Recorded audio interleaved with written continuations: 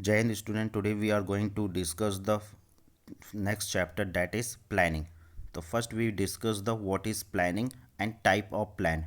The planning is a basic functions of management. With the start of the functions of management, so long planning does not determine the objective and the method of achieve those objectives. The functions like organizing, staffing, directing, controlling are the meaningless.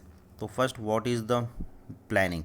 Planning it refer to the thing beforehand, means planning forms that part of management which laid down the objective and various activities to be done for the attainment of those objective.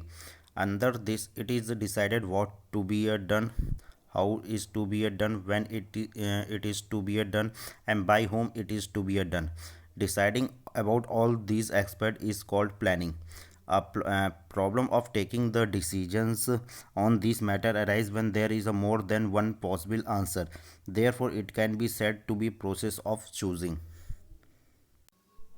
There are various definitions for the planning, but according to the M.E. Hadley, the planning is decided in advance what is to be done.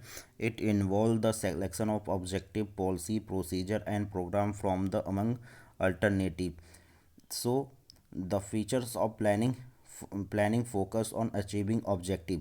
Management beginning with the planning and the organization planning begin with the determining of objective. In the absence of objective, no organization can ever thought about that. With the determining the objective, the way achieving the objective is decided in the planning. Next, planning is the primary functions of management. Planning is the first important functions of management. The functions organizing, staffing, directing, and controlling come later. In the absence of planning, no other functions of management can be performed. This is the base of the functions of management.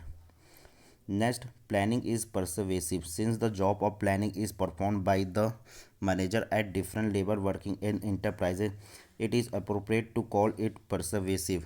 Planning is an important function of every manager. He may be managing director of the organization or foreman in the factory. The time spent by the higher level manager in the process of planning completely more than the time spent by the middle level, lower level manager.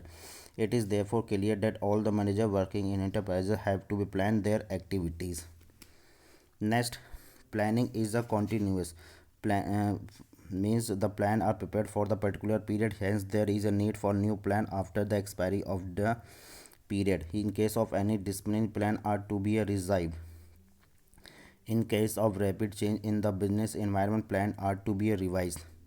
And planning is a futuristic, means planning decide the plan of action, what is to be done, how it's to be done, when it is to be done, by whom it is to be done. All these questions are related to the future.